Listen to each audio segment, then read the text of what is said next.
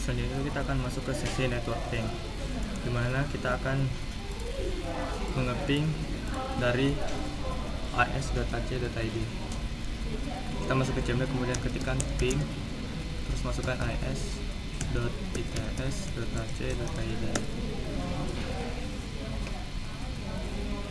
Nah, di sini kita lihat ping telah berhasil. Selanjutnya kita coba ping as. Kita ping mint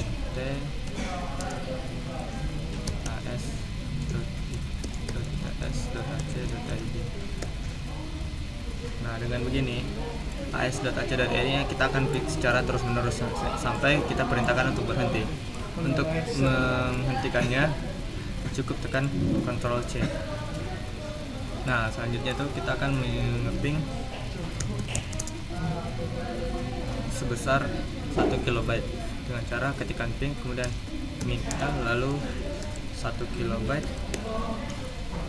Nah, di sini 1024 itu karena satuannya adalah dalam satuan byte, sehingga kita akan menuliskan 1024 lalu ketikkan is.ac.id.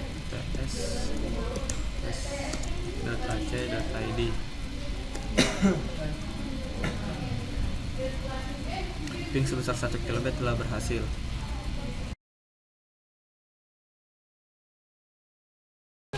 Yaitu kita akan masuk ke sesi proxy, di mana nanti VirtualBox ini dapat mengakses internet melalui proxy IPS. Caranya itu dengan cara masuk ke start, kemudian ketikkan proxy dan konfigure proxy server. Nah, pada tab connection kita masuk ke LAN, local area network, dan setting. Kemudian kita proxy server, kita centang lalu masukkan proxy dari IPS.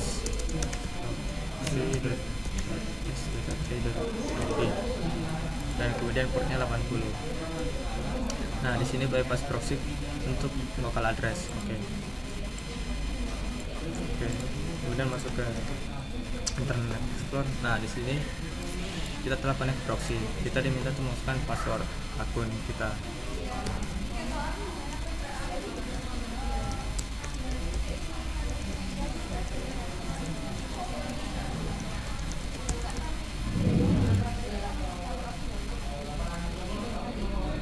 Nah, kita telah berhasil masuk ke proxy.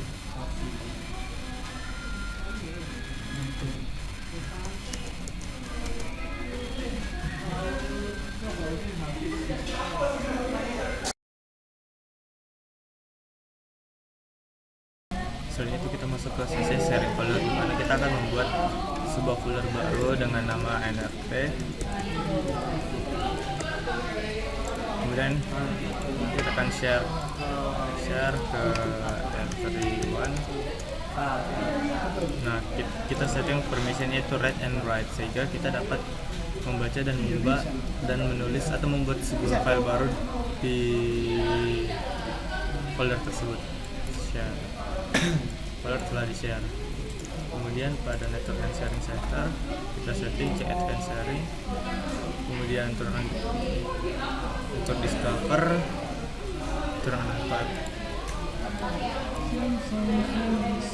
on sharing server, terus turn on password, sehingga kita ketika ingin mengakses folder tersebut kita tidak membutuhkan password. Lalu turn on network recovery, save change. Nah, selanjutnya itu kita masuk ke CMD IP.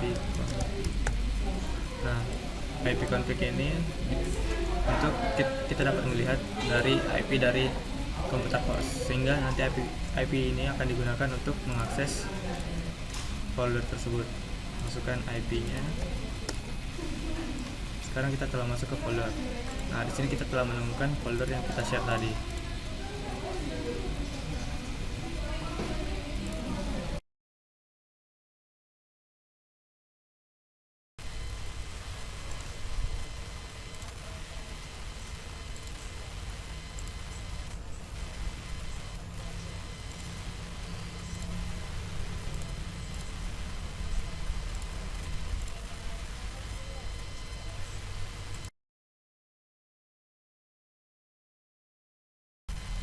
Selanjutnya itu kita akan masuk ke network profile.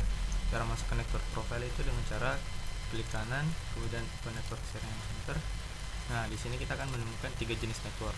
Dimana pertama itu home network, dimana semua komputer pada network ini adalah diperuntukkan untuk aktivitas network pada rumah.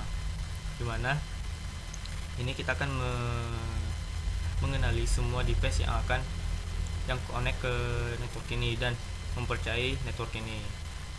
Kemudian itu jenis work network, dimana work network ini dikhususkan untuk pada kantor. Nah, sehingga pada network ini dapat diberikan trusted work network. Dan terakhir itu public network, dimana public network ini biasanya dapat ditemukan pada hotspot WiFi atau kafe-kafe. Nah, penggunanya itu biasa home untuk rumah, work untuk di kantor, dan publik untuk kafe-kafe. Pilih sesuai kebutuhan dan lokasi. Next. Nah, di dalam home network kita dapat sharing berupa file-file seperti gambar, musik, video, dokumen, dan printer. Next.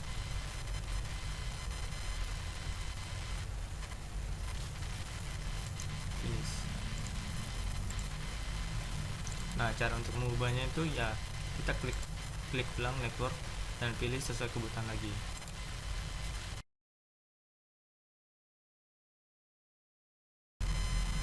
Ya, selanjutnya kita akan masuk ke sesi remote. Nah, pertama-tama pada sesi ini kita akan mencoba untuk remote assistant.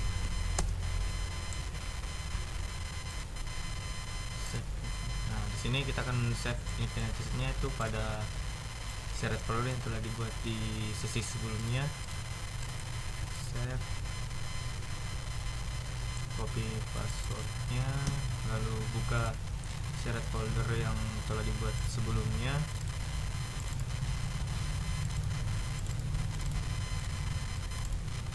Copy folder password, lalu tekan OK.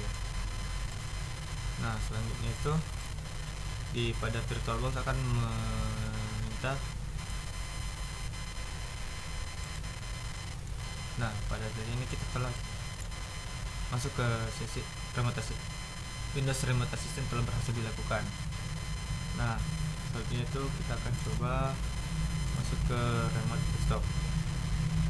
Pertama-tama kita cari IP dari komputer ini, lalu buka remote desktop connection, lalu lihat IP-nya apakah sudah sama dengan remote desktop, lalu connect, masukkan ID,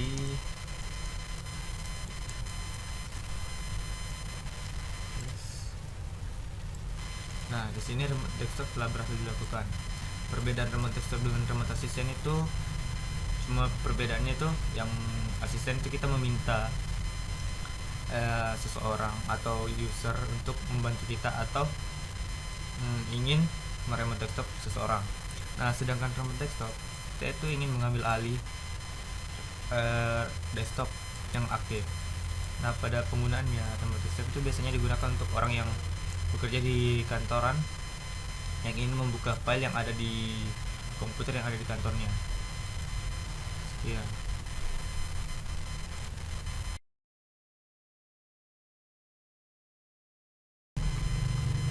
Selanjutnya itu kita akan masuk ke sesi security. Pertama-tama itu firewall. Ketikkan firewall, kemudian matikan semua firewall. Turn off. Oke. Nah, selanjutnya itu kita akan mengaktifkan firewall advanced security, dimana mulai dari fungsi remote sampai routing remote access.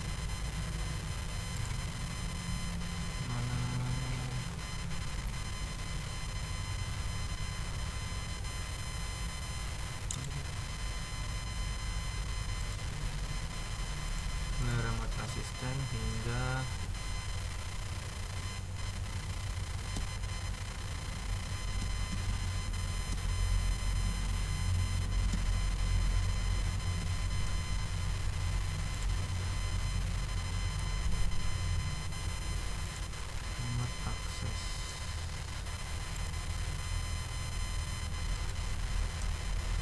klik enable rules. Ya, di sini semua asisten sudah enable dan selanjutnya ke inbound.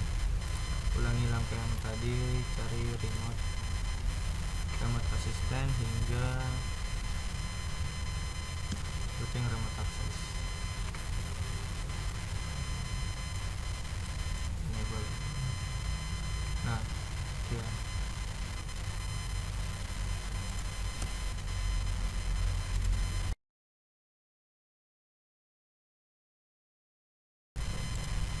Selanjutnya kita akan masuk ke sesi harddisk security, dimana nanti harddisk C ini aksesnya akan kita batasi. Pertama-tama caranya itu klik kanan properties, lalu security, kemudian edit, pilih user yang akan aksesnya akan dibatasi, lalu deny execute list for the content and repeat, kemudian apply, continue. Nah, dengan begini aksesnya telah kita batasi.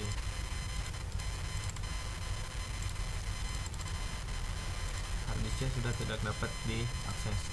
Nah, selanjutnya itu kita masuk ke sesi membatasi kuota dari harddisk C ini. Pertama-tama kita kembalikan harddisk seperti semula, continue, yes. Kembalikan seperti semula.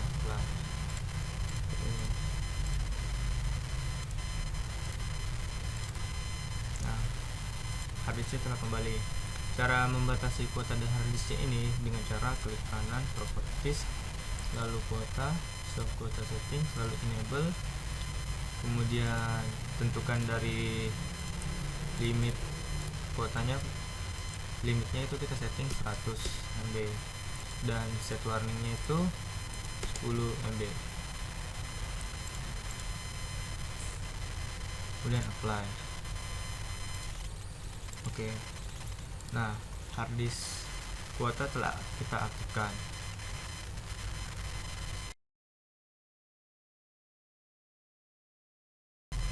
Baiklah, kita akan masuk ke sesi super hidden, di mana folder users ini beserta file-file yang ada di dalamnya akan kita sembunyikan atau kita akan super hidden. Caranya itu kita masuk ke cmd, terus kita klik kanan dan run as admin. Nah, di sini kita ketikkan /s /a directory dari folder yang akan kita sembunyikan, yaitu c /users.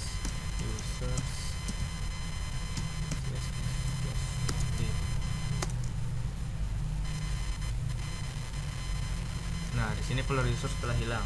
Nah, untuk membuktikan bahwa folder tersebut kita telah super hidden, caranya itu kita klik kemudian show hidden files and folders and run apply. Nah, di sini kita lihat yang muncul cuma program data dan folder users itu tidak muncul. Maka kita bisa simpulkan bahwa folder users tersebut telah super hidden. Nah, untuk mengembalikannya, ketik ulang perintah, lalu ganti plus s dan plus h itu menjadi min s dan min h.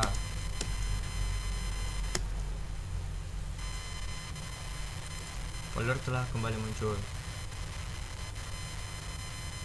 Nah, sekian dari sesi ini. Terima kasih.